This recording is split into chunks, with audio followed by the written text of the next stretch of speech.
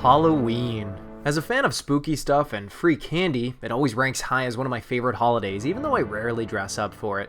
Now, before I begin this list of my favorite Halloween games, I'd like to point out that this is not a list of my favorite horror games of all time, nor is this the list of the games that I think are the scariest. I think those are two completely separate superlatives. These are the games I like to play to put myself into a Halloween kind of mood. Starting with the oldest, and the one that I played almost every year since its release, is Super Castlevania 4. Everything about this game is nearly perfect in my eyes. The soundtrack is spooky, and it's one of the best of its generation, which says a lot because before voiceover acting became the norm, music played a much heavier role in video games. Music was part of the storytelling, and not just background ambient tones. But aside from great music, it had you facing off against classic horror creatures like skeletons, bats, zombies, mummies, Frankenstein's monster, Medusa, imps, ballroom dancers, and of course Dracula himself. The controls are pristine, and the platforming challenge ramps up in the final stages, but gamers can complete Super Castlevania 4 in a matter of hours. This sequence alone will probably port hundreds of fans back to 1991 in a matter of seconds.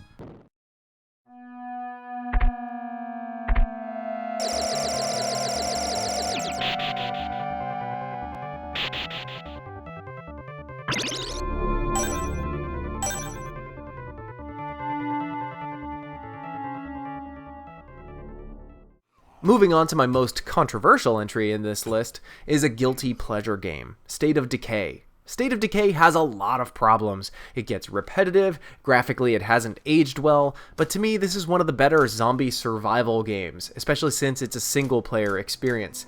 You venture out into a huge open world, find supplies and ammunition, fight zombies, level up your stats, and head back to base. And while you rest up your character, you can select another character to venture out, find supplies, fight zombies, level up, and head back to base. There's a base building and moving mechanic. You move out into the city and mark off which houses you've already searched for supplies. If I'm not careful when I'm playing State of Decay, I can play for hours and think that only minutes have gone by. It's cheesy, but somewhere inside my twisted brain, it scratches a particular Halloween itch. Despite not being frightening, Alan Wake would fall on both my favorite Halloween and favorite horror games list, but for very different reasons. It teeters on the fence between bizarre and creepy in a way that only the X-Files could do for me.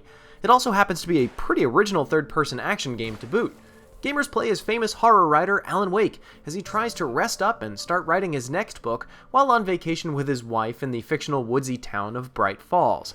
There, Wake's nightmares start physically manifesting in the form of a darkness that possesses the local inhabitants. He fights back the darkness with probably the most appropriate weapon, a flashlight, and some guns. But the strange story is told in a serial format, like chapters in a book or episodes in a television series, which adds to the charm. But Bright Falls feels like it's eternally trapped on Halloween. Everyone is wearing long sleeves, the leaves are changing color, and people are trying to kill you with axes. You're in this story now, and I'll make you suffer!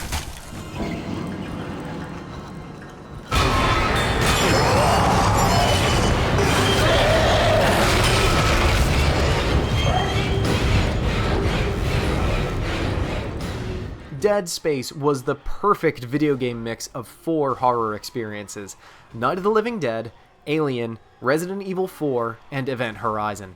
To me, it's one of the best games that's come out of the Resident Evil 4 and Alien inspirational pools. The original Dead Space is a masterpiece, and even though many fault it for relying too heavily on jump scare tactics, that doesn't matter. The ultra-secluded space setting, the creepy sounds within the ship, and the visually disgusting necromorphs, which often appear as undead hybrids between humans and spiders, are all enough to keep players on edge. The game is often praised for its integrated user interface, but I can't say enough for how immersive it is. The minimalistic use of music keeps players focused on listening to the horrible sounds around them, which oftentimes is the sound of your own boots as you stomp corpses over and over again. It's disgusting and uncomfortable, but it's mandatory.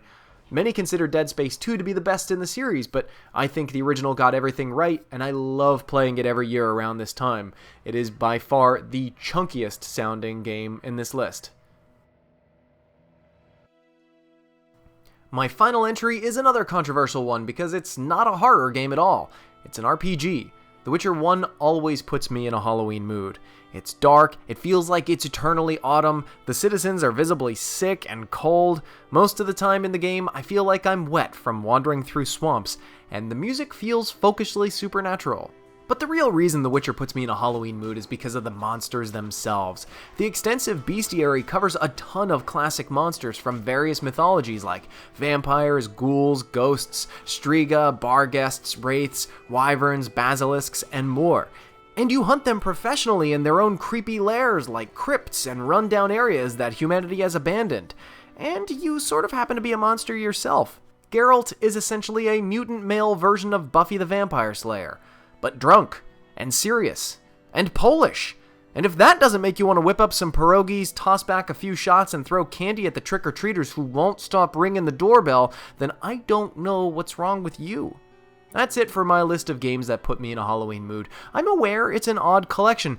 Everyone's list is different, and I'd love to hear what you play to put yourself in the holiday spirit. Thanks for watching, and happy Halloween!